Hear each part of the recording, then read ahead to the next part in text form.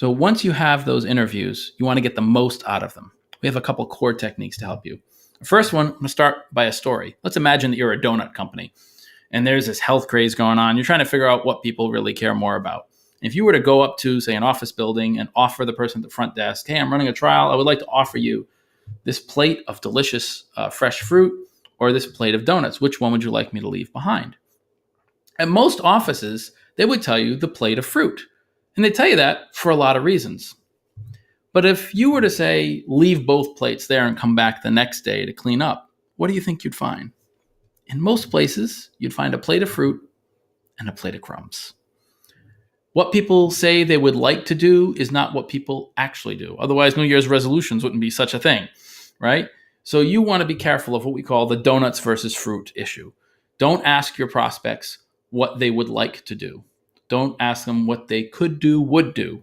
Ask them what they have done in the past when they've been faced with a similar situation to the one that you would like to present them with now. If possible, give them your analog of both plates and walk away and come back, and don't tip your hat. Don't say you're from the donut company and leave the donuts. Leave both products so they don't know, and you can learn as much as possible. Now, next, you already have a lens that you look through the world with. And because you're an entrepreneur, it is a very powerful lens. It really changes the image, but you don't want that. You want the truth. You want to see the world the way it really is. That's the whole reason you're talking to these prospects. So you have to be careful to not tell them what you are, to say that you're from the donut company. Because when you do that, you will inadvertently make them a lot more likely to tell you what you want to hear, because humans inherently want to please the people that they're talking to. They want to tell you what you want to hear. You can call your mom for that. We want them to tell us about the truth. So don't lead the witness by telling them about what you're trying to do. Give them as little information as absolutely possible so they don't know what you want to hear. Now, next up, we have this challenge in humans that we have a thing called confirmation bias. Hang out with any relatives at Thanksgiving who have different political views than you, and you've seen it staring you in the face, right? If someone says something that agrees with your politics, we don't argue, we just say yes. If someone says something we disagree with, we scream and yell and fight. Okay? So you have a particular opinion about your product and about what will work and what hypotheses are true. And if when you talk to the prospects, they say things that agree with your preconceived notions of what's true, you're just going to say, yes, great, I've proven that I'm right. When in fact, you really need to dig deeper. So the way to do that is when you're interviewing the prospects, you need to know what you hope is true. And you need to act throughout that entire interview as if you have the opposite perspective. So if you're hoping that customers want to use your new product, you need to say, when they indicate that sounds like an interesting kind of solution, you say, oh yeah, but taking on new products is really challenging, isn't it? Who the heck has time for that? I mean, have you guys taken on a lot of new innovative products lately? Or cost, these things are always so expensive. I mean, you guys, everyone's cash strapped. Your budget couldn't possibly afford taking on new innovations, right? You see how you're assuming the opposite. By doing that, you're forcing them to convince you that you're right. And that's the only way to combat your confirmation bias.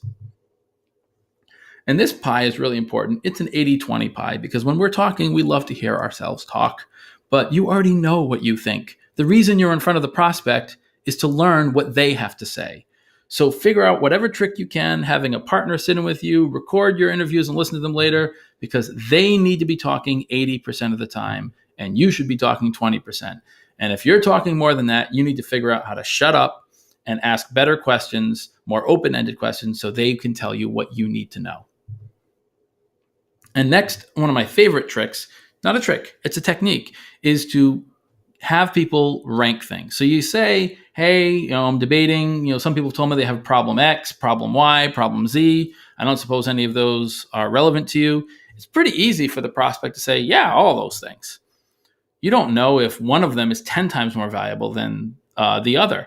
So if they say, yes, all those things are important, the next thing you want to do is, could you please rank them for me?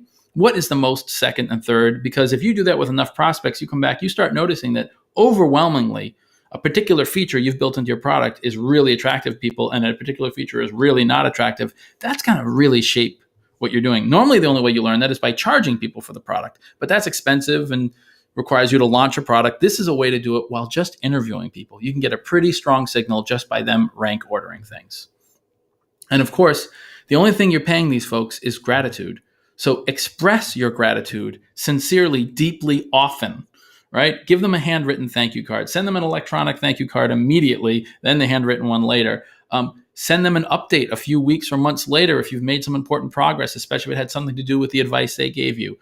Those simple little things really stand out in the minds of people because most people don't do it. And if you do it, they're going to love you, and the likelihood of them giving you more advice, more referrals is so much stronger. And of course, you should end every single one of your interviews asking for referrals. You've seen referrals mentioned many times here. That's because of just how powerful they are. They make your life so much easier. Another way to think of it is cold calling is the price you pay for not asking for referrals. So just ask for the referral. If you've been nice, sweet to these people and ask them about their life, they're going to have fun, and they will, with joy, introduce you to other people that have the information you need.